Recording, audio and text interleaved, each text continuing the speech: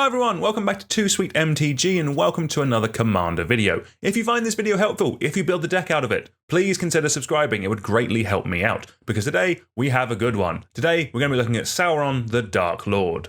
It is 3 blue, black and a red for a 7/6 legendary creature avatar horror. It has Ward, sacrifice a legendary artifact or legendary creature. Whenever an opponent casts a spell, amass Orcs 1. Whenever an army you control deals combat damage to a player, the ring tempts you, and whenever the ring tempts you, you may discard your hand. If you do, draw 4 cards. I will be honest with you, this is a lot of Commander, so the first question is, how are we going to build this? The first ability of Sauron makes it very hard to remove. We love that, but that's just a bonus. It's the second, third, and fourth abilities of Sauron that are really interesting. The first ability means that once Sauron's in play, we'll be making an army token that will get very big very quickly. The third ability then rewards us with Ring Temptation, and then the bottom ability lets us discard our hand and draw 4 cards whenever we are tempted. So with that, the plan should be pretty straightforward. Make a massive Orc army, hit our opponents with it, draw some cards, win the game. We love the sound of all of that.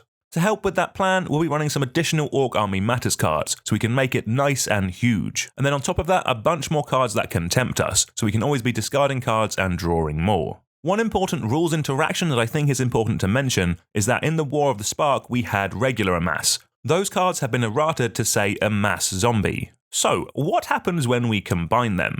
Basically, if you have a mass zombie and a mass orc in a deck, you only ever end up with 1 token. It's always growing that one army nice and big. Basically, if you amass a zombie first, you get a zombie army token. If you then have an effect that lets you amass an orc, the zombie army you already have in play gains the orc army subtype, so it becomes an orc zombie army. It works exactly the same way if you have an orc in play and then amass a zombie onto it. What this basically means is we can run a bunch of extra cool cards from War of the Spark and they'll work exactly how we want them to.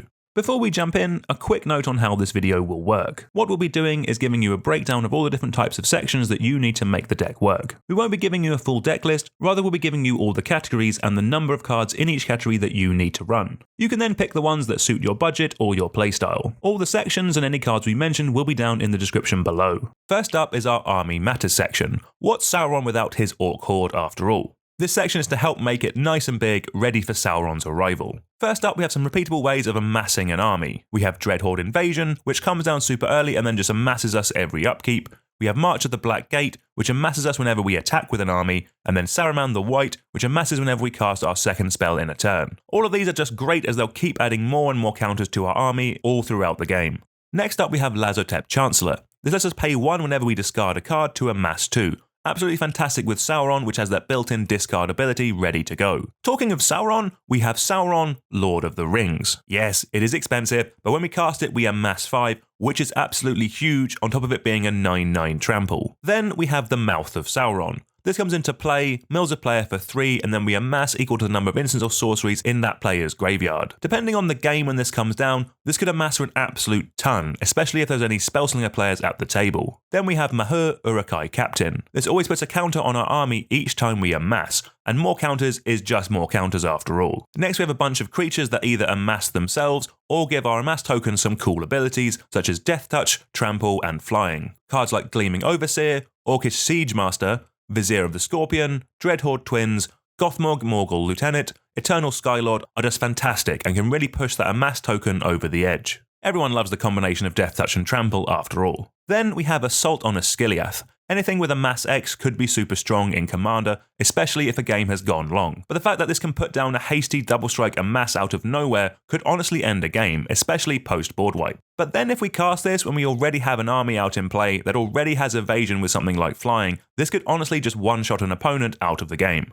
Changing tack a little bit, we now have the Ozolith. This is a great option that basically serves as a battery for our army. If it ever gets removed, we can put the counters onto the Ozolith, then play something to make another army, then we can just put the counters right back on it, ready for our armies of Sauron to go again. Or I mean, hell, we could just put the counters on Sauron and kill someone with commander damage. Then lastly in this section, we have technically another army in Changeling Outcast. The changing ability makes it count as an army, so if this is out, we can put the amass counters onto this for an unblockable, ever-growing threat. Next up is a little section that I like the look of just to synergize with the mass discard ability that Sauron has. We have a small selection of cards that reward us whenever we discard. Containment Construct lets us play cards that we've discarded, which also includes lands, which could be super helpful. Bone Miser gives us a whole selection of things when we discard cards, with creatures, mana, and even card draw, and we love all of that. And then you have Oskar Rubbish Reclaimer. It does a similar job to the construct, but doesn't do land unfortunately, but in general I personally really like these cards whenever I can run them for just some additional bit of value. And at the end of the day, that's all as commander players we actually want. Next up is our card draw section. Where possible, we're going to try and go as synergistic as possible, but we are in Grixis, so we also have plenty of solid options to get us to the 8 bits that we need to get the deck rolling. First, because of course, we have Call of the Ring. The ring tempts us every turn, and then whenever we choose a ring bearer, we pay 2 life and draw a card. Importantly, with Sauron out, we can stack the triggers, so we discard our hand with this and then draw 5 cards. Drawing 5 cards is always going to be fantastic. We love that. Then what's better than the Call of the Ring, but the One Ring itself? The One Ring is just a fantastic and repeatable way of drawing a bunch of cards, and in a deck built commanded by Sauron, it just feels right. Next up, we have Disciple of Bolas and Shadowheart Dark Justicar. Sometimes we will have a large army, but won't have the things that we need to push us over the edge. We can sack our army to one of these cards, draw a bunch more spells, and then use those cards to rebuild and go again. Next we have cards like Mordor Muster, Honor the God Pharaoh, Moria Scavenger, and Commence the Endgame. These will help us with some card filtering and card advantage, while also amassing our army all the bigger, really synergistic and just very good. Then we have some one-time instants and sorceries that just draw us cards. Birthday Escape and Sauron's Ransom add some Ring Temptation, which we really like, and then Faithless Looting and Thriller Possibility synergize with the discard matter cards that we've already gone over. Next up is our ramp section. We probably want a little bit more here than a standard deck, going up to 10 bits because we are playing a 6-mana commander. The base of the ramp will be made up of our standard Soul Ring, Arcane Signet, and then a selection of talismans and signets in our colours. Run the best 8 here that you have.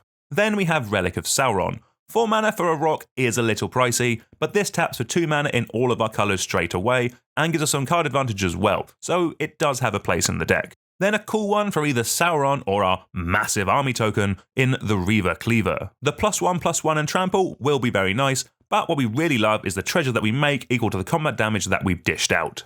Next up is our interaction section. Again, we're in Grixis. We have so many options available to us to get us to the 8 bits that we need to start off, and then you can go up from there the more competitive that your playgroup is. First up, we have Orcish Bowmasters. Not only does this amass when it comes in or an opponent draws an extra card, but it also pings any target when we do that as well. A truly phenomenal card that hopefully does come down in price. Then we have Foray of Orcs, a massive Orc punch that also amasses 2 as well, really solid and what we're after. Next we have plenty more options for targeted removal. We have super efficient and cheap bits like Pongify and Eternal Grasp for when you just need to kill a creature. And then we have options that hit a wider range of threats, with things like Feed the Swarm, Bedevil and Chaos Warp all hitting more than just creatures. For board wipes, we first have Widespread Brutality, an Army Matters board wipe that has our army get bigger by 2 and then deal its damage to each other creature. Absolutely perfect in this deck.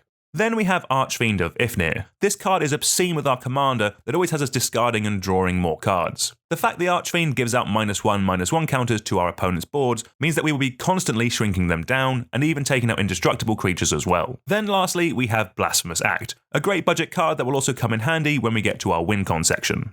Next up is a little bit of protection. Sauron has an awesome ward ability, but our Orc army token really doesn't, and will paint a pretty large eye-shaped target on itself very quickly. To protect it, we first have cards like Lazotep Plating, Orcish Medicine, and Saruman's Trickery. These are fantastic. We can use them to protect our Orc army while also growing it all the bigger. We then have Saruman the White Hand. This not only amasses X whenever we cast a non-creature spell, but importantly gives our Orc army ward 2, and honestly that will just be quite helpful. Then lastly, if you want some good old-fashioned counter magic, you have great options with An Offer You Can't Refuse and Negate. They're cheap and they'll stop that removal spell or that board wipe that we need.